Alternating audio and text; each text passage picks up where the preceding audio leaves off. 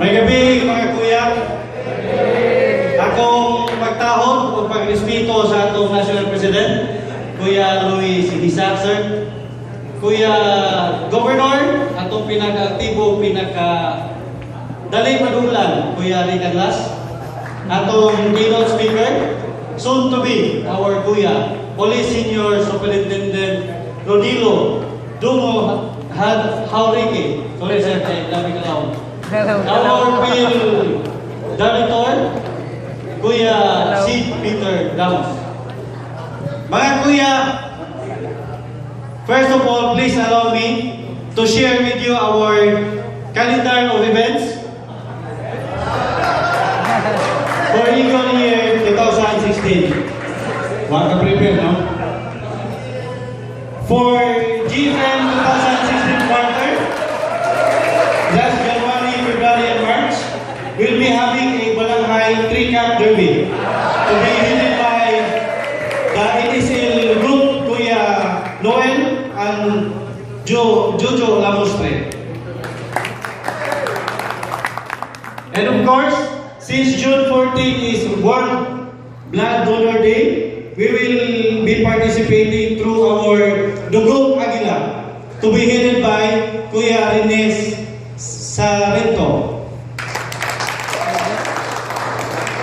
And also, in the same quarter, we will be having a Balanghay Eagles Club Muay Thai and Mixed Martial Arts, headed by Kuya Arnold Kiabao.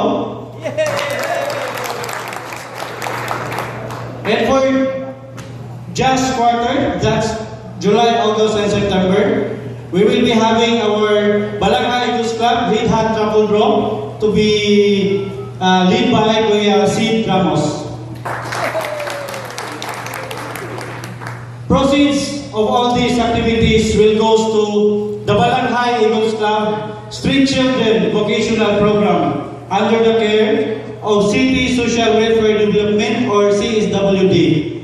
Gusto nato haonon ang mga bata sa dalan, ilihay sa kadelikado, tagaan o trabaho o maayo nga negosyo. For only quarter, we will be having an outgrowth program. We will welcome 50 new quality Balanghay Eagles Club members. Mga kuya, daghan ang nangutana. Kung kinsa ko no si Kuya Renren. Ako man ningon. Ay, sabat siya kuya, kaputan nila. Kuya. Ayaw dia kuya. Balik. Balik. Ako ko no si Senador Chris Escudero. Tinoon nila. Salamat sa inyong pagkak, mga tinoon.